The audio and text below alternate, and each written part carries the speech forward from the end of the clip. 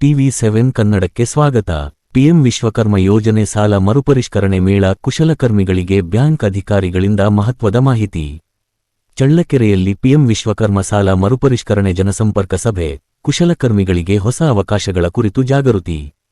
ಚಳ್ಳಕೆರೆ ನಗರದ ವಿಶ್ವಕರ್ಮ ಕಲ್ಯಾಣ ಮಂಟಪದಲ್ಲಿ ಪಿಎಂ ವಿಶ್ವಕರ್ಮ ಯೋಜನೆಯಡಿ ಕುಶಲಕರ್ಮಿಗಳ ಸಾಲ ಮರುಪರಿಷ್ಕರಣೆ ಹಾಗೂ ಜನಸಂಪರ್ಕ ಸಭೆ ನಡೆಯಿತು. ಈ ಕಾರ್ಯಕ್ರಮವನ್ನು ಚಿತ್ರದುರ್ಗ ಜಿಲ್ಲಾ ಮಾರ್ಗದರ್ಶಿ ಬ್ಯಾಂಕಿನ ಜಿಲ್ಲಾ ವ್ಯವಸ್ಥಾಪಕ ಪಿ.ಎಂ. ಪ್ರವೀಣ್ ಕುಮಾರ್ ಉದ್ಘಾಟಿಸಿ ಮಾತನಾಡಿದರು. ಪಿಎಂ ವಿಶ್ವಕರ್ಮ ಯೋಜನೆಯಡಿ ಅರ್ಹ ಕುಶಲಕರ್ಮಿಗಳಿಗೆ 1 ಲಕ್ಷವರೆಗೆ ಸಾಲ ಸೌಲಭ್ಯ ನೀಡಲಾಗುತ್ತಿದೆ.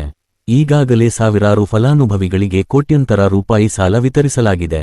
ಇನ್ನೂ ಸಾಲ ಪಡೆಯದ ಅರ್ಹರು ಆನ್ಲೈನ್ ಮೂಲಕ ಅರ್ಜಿ ಸಲ್ಲಿಸಿ, ಬ್ಯಾಂಕ್ ಖಾತೆ ನೋಂದಾಯಿಸಿ ಸಂಬಂಧಿಸಿದ ಬ್ಯಾಂಕ್ ವ್ಯವಸ್ಥಾಪಕರನ್ನು ಸಂಪರ್ಕಿಸಿ ಸಾಲ ಪ್ರಕ್ರಿಯೆ ಪೂರ್ಣಗೊಳಿಸಬೇಕು ಎಂದು ತಿಳಿಸಿದರು.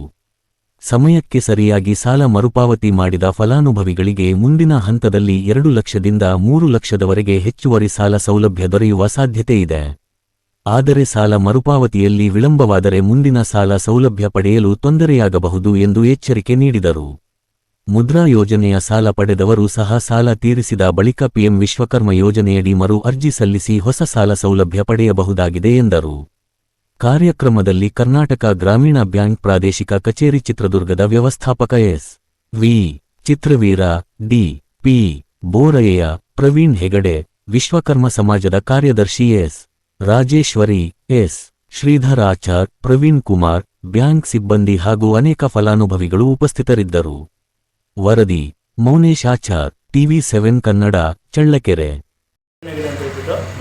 ಗ್ರಾಮೀಣ ಬ್ಯಾಂಕು ಕರ್ನಾಟಕ ಗ್ರಾಮೀಣ bank Challakere branch manager sir ನಾನು.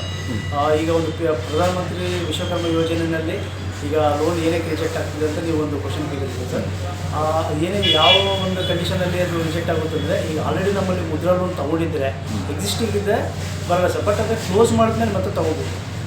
ಅದು ಇದ್ದರೆ ಮಾತ್ರ ತೊಗೊಂಡಿದ್ದು ಮಾತ್ರಕ್ಕೆ ನಾವು ಸಾಲ ಇಲ್ಲ. ಸರ್ ಟೋಟಲ್ ಎಷ್ಟು ಜನಕ್ಕೆ ಲೋನ್ ಕೊಟ್ಟಿದ್ದೀರಿ ನೀವು? ಯಾವುದು ಸರ್? ಟೋಟಲು PM ಸಿಸ್ಟಮಲ್ಲಿ ನೋಡ್ಬೇಕು ಸರ್. ಈಗ ಎಕ್ಸಾಕ್ಟ್ ಫಿಗರ್ ನೀವು ಗೊತ್ತಾಗಲ್ಲ.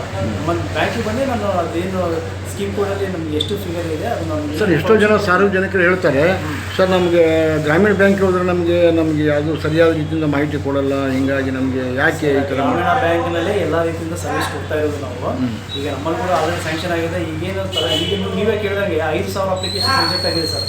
ನಮ್ಮ ಬರೀ ಚಿತ್ರದುರ್ಗ ಡಿಸ್ಟಿಕಲ್ಲಿ ಮಾತ್ರ. ಸರ್ ಯಾಕೆ ರಿಜೆಕ್ಟ್ ಅದು? ಬೇರೆ ಬೇರೆ ಕಾರಣದಿಂದ ಇವ್ರು ನೋಡಿ ಸರ್ ಹೇಳಿದಂಗೆ ಮಿಸ್ಕಮ್ಯುನಿಕೇಷನ್ ಅಂದರೆ ಈಗ ಅಪ್ಲಿಕೇಶನ್ನು ಫಾರ್ವರ್ಡ್ ಆಗಲಾರ್ದಂಗೆ ಕಸ್ಟಮರ್ ಬ್ರ್ಯಾಂಚಿಗೆ ಅಪ್ರೋಚ್ ಆಗ್ತಾ ಇರ್ಬೋದು, ಇಲ್ಲ ಒಂದು ಯಾವುದೇ ಒಂದು ಲೋನ್ ತೊಗೊಂಡು ಡಿಫಾಲ್ಟ್ ಆಗಿರ್ಬೋದು, ಇಲ್ಲ ಓಡಿ ಇರ್ಬೋದು, ಇಲ್ಲ ಡಾಕ್ಯುಮೆಂಟೇಷನ್ ಕರೆಕ್ಟಾಗಿ ಪ್ರೊವೈಡ್ ಮಾಡಲಿಕ್ಕೆ ಆಗದೇ ಇರ್ಬೋದು. ಈ ಒಂದು ರೀಸನ್ಗೆ ಮಾತ್ರ ಅಲ್ಲಿ ರಿಜೆಕ್ಟ್ ಆಗಿರ್ಬೋದು ಸರ್, ಅಷ್ಟೇ.